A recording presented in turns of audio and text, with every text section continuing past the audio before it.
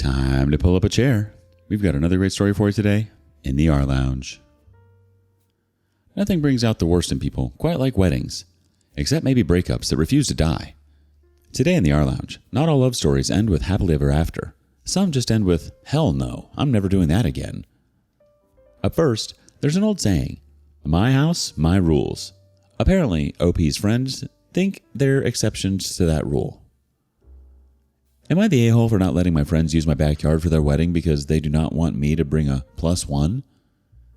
Here's the situation. Last summer, I bought my grandparents' house. The house was the hangout spot for my friends and I throughout our childhood. This includes my friend Dave. The house has a sizable amount of land, which includes a lake and a gazebo. I was supposed to buy the house with my now ex-girlfriend, Leslie, but going through the process of getting approved to buy, I found out that she has massive amounts of credit card and personal debt that she hid from me throughout our 4 years together. I decided to break up as a result. That was about 6 months ago. I met Leslie because Dave's long-term girlfriend, Kim, is Leslie's cousin. Dave and Kim are engaged and set to get married in April. When I was buying the house, they asked if they could have the ceremony at the gazebo, which I agreed to do. In December, I started dating again. Leslie has not taken this well at all. She thinks we are going to get back together and has tried multiple times to make that happen. I told her in no uncertain terms that isn't happening. Dave and Kim have asked me to not bring a +1 to the wedding for Leslie's sake. I have told them that this request is ridiculous. This wedding is happening at my house, using my land, and I'm not allowed to bring a date because of a crazy ex? If that is the case, then they need to find a new venue for the wedding. They are pissed about this given the short time frame of when the wedding is supposed to happen. So, we are at an impasse. Am I the a-hole? Edit. I have seen a few things brought up a number of times in the comments, so I will quickly address them here. I am fully aware of the liability issues, which is why I purchased and they reimbursed me for a special event insurance policy which will provide 100% coverage for any damages, claims, injuries, etc. to any of the property or persons up to $2 million.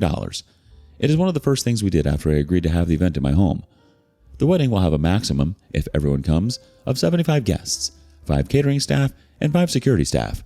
Security is because this is an open area that anyone walking past can access. The house has hosted events twice the size and logistically it has been fine. On the property are 2 cottages, one with 1 bathroom and the other with 2 bathrooms. The only portion of my house that will not be locked during the wedding is the finished basement. The basement has 2 bathrooms. Every person who is single, i.e. not in an established relationship, received an invitation with a +1, including me and Leslie. This talk came after I sent in my return card and indicated I was bringing a +1. Now, they are saying they do not want me to have the +1 because Leslie blew up about it and they are afraid of a blow-up at the wedding. Leslie indicated she intends to bring someone on her card. I do not know if she will actually bring someone. Let's get a couple of comments from the community, shall we? First one. They want to tell you who you can have at your own home and think it is fine. They're nuts. Next up. Pull an Uno reverse card. Tell them Leslie isn't allowed on your property and watch their heads explode. Update. 1 week later. So I met with Dave this morning. We talked for almost 2 hours about everything. I laid it out that I thought he was, at best, a crappy friend. I went through our long history of various things over the years that has me questioning our friendship. That was the bulk of our conversation. We then turned to the breakup with Leslie and the crap show of the last 6 months. Throughout the last 6 months, despite Leslie's craziness, I have bent over backwards to try and accommodate her feelings. She has shown up to my house in the middle of the night. I did not go for a restraining order. When I go out, I do not go places that I know her and her family like to go. She has implied to her family and mutual friends at various times that I cheated and or that I took advantage of her financially, neither of which is true at all. I have held my tongue to not embarrass her about these things in front of her friends and family. Dave knows all that and yet is demanding, once again, that I put Leslie's feelings before my own. I said, you and everyone need to stop coddling her like she is a effing child. Dave concedes that Leslie has been crazy and ridiculous since the breakup, but he says, she feels she did not get closure after the relationship. She wants to have an evening where she can talk to you to get that closure. He also told me that Leslie has been very vigilant about paying off her debt and paid off almost $10,000 of her credit card debt. She wants to talk to me about her progress, to see if that might cause me to change my mind. It will not. I asked him, so do you expect me to go to the wedding and talk to her? Because I have her blocked everywhere and, date or not, I do not plan to say a single mumbling word to her. He said, "I fully expect she would lose it if y'all do not talk at the wedding." I told him if that is the case, then for the good of my property, I can't have Leslie come. If she is so unstable that I need to be coerced into a conversation with her, she is too unsafe to be a guest in any capacity in my home.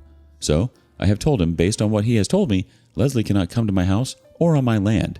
I am willing to still have the wedding at my place, but I cannot trust Leslie won't do something given what you are telling me. Dave lost it at this point. He said, "F you and your crap. I don't need it." So I said, "Then the wedding is off." He left. So that is the state of things. A couple more comments time. To add, the day of the wedding is not the time to get closure, and at the wedding is not the place to get closure. Your friends are okay with her hijacking their ceremony so she can sleep better at night? Yeah, that would be a big not happening. Any of it from me. Next up. Well, I think one of your key takeaways from this is that you need to start living your life. Stop avoiding places you normally go to. Clarify to people why you broke up, not that you cheated, and put together any evidence of her crazy behavior so you can get a restraining order if needed. You also need to tell people why the wedding isn't happening at your place, as you know they're going to make you out to be the bad guy. One more comment. But yes, he wants you and Leslie to get back together. You said nothing unreasonable. The point is not that she is paying her bills now. The point is she lied to you and hid this debt for 4 years.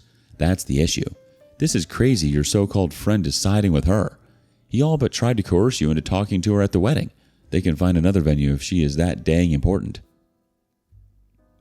You did the right thing, OP. You're not obligated to be the set piece for Leslie's closure fantasy, and if Dave and Kim are that upset, they can take their wedding somewhere else.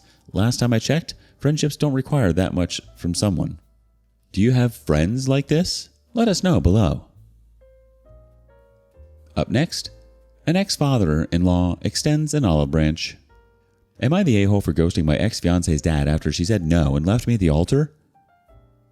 I, 21 male, was orphaned around 6 years ago in March of 2019 after a horrific car accident where my whole family was unalived. At the time, I was in a 2-month relationship with my now ex-fiance, and she stood with me more than anyone else did, and her whole family took me in as one of their own, but especially her father. He treated me just as he did his 2 sons, if not even better, and I loved him and still love him as a dad, and I've been working with him for over 2 years now because he's a lawyer and I'm studying law. And over here, you have to work in a law firm to get experience in order to graduate, and you usually don't get paid for it, but he pays me minimum wage, which is way more than he has to, and I love him for that. Living alone for that long, however, was lonely enough that I had a loving second family. But I wanted marriage for her to move in with me and to not be alone anymore, and when I proposed last year, she happily accepted, and we kissed, and her family were so happy for both of us. And then our supposed wedding came in this past June, and in front of our whole family and friends, she said no and ran outside crying. And I just stood there feeling like this was all just a dream, but no, it was reality. She destroyed me that day.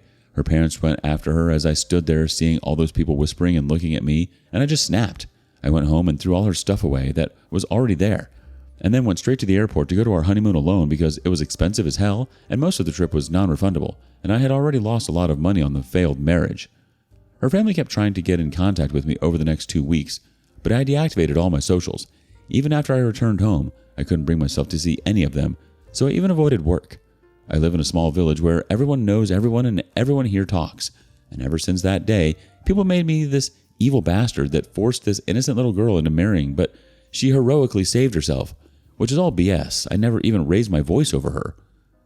Life then went on, and I found another lawyer to do my internship with, and he was nowhere near as good as my ex-fiance's dad, but it wasn't that bad. And they stopped trying to reach out to me, and people stopped talking about the whole thing, and it felt like it's just moving on, when suddenly around 2 weeks ago, I was chilling at home alone at night, and her dad came over. I, of course, welcomed him in and offered coffee, and he accepted. Before we would talk, he started apologizing for his daughter, saying she got cold feet at the last second and refused, and that he too wasn't proud of her and wasn't happy about the whole situation. And I told him it was none of his fault, and that I'm sorry for ghosting him, but it was just painful to be around him, especially since she looks so much like him, even though I still love him. He asked me whether I would like to come back and work with him, even if I just want our relationship to be just a work relationship, because he loves me like a son and doesn't want to lose that, and I told him I'd think about it. Am I the a-hole because of how I reacted, and should I return to work with him? Any help would be appreciated. Update. January 1st, 2025, 1 day later. Sorry, my second account got banned, and this one probably will too, but I wanted to give you all an update. So after reading all of your comments, I decided to talk to him, and I did. We went out to a local coffee shop and talked. I told him I'd love to work with him again, but with only one condition, which is to not mention his daughter and what she's doing with her life, and to please not invite me to events she'll be present at. And he accepted. He told me that he was too embarrassed and ashamed after the wedding, and that he's sad and disappointed it didn't work out between us, and that he understands why I don't want to hear about her. Then he asked about how I'm doing and where I will be celebrating the new year, and I told him I'll do it alone at home, which was the first time I ever did it because for the last 5 years I always celebrated with them, and he was sad and said he'd have loved to celebrate with me as his son-in-law, and I told him to say happy holidays to the whole family, except her, of course. Then we left. Thanks for all the comments and love, and Happy New Year to all of you. Update 2, January 1st, 2025, 1 day later and about 12 hours after the last update. Hey there. I wasn't expecting to make another update on this, but here we go. Earlier today, her dad talked to me and asked if he could come over, and I accepted.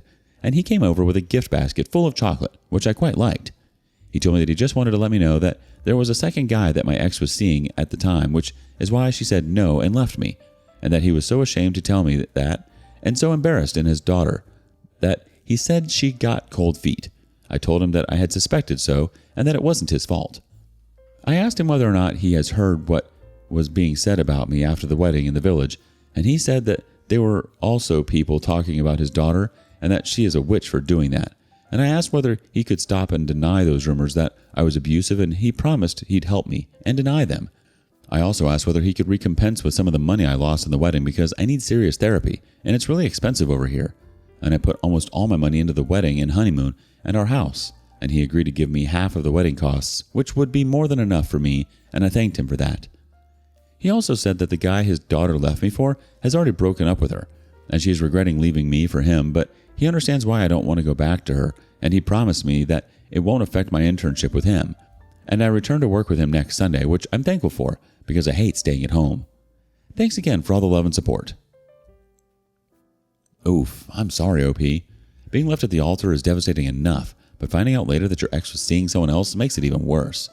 Her father seems like a genuinely good man who values you. The fact that he's willing to help you clear your name and even compensate you for some of the financial losses shows that he truly respects and supports you. Going back to work with him makes sense. I mean, he's not the one that left you in the dust. You gotta do what you gotta do. What do you think? And thank you for joining us today in the rLounge. Be sure to like and subscribe and hit that notification bell so you don't miss out on our next video. Until next time. And please put your chair back where you found it.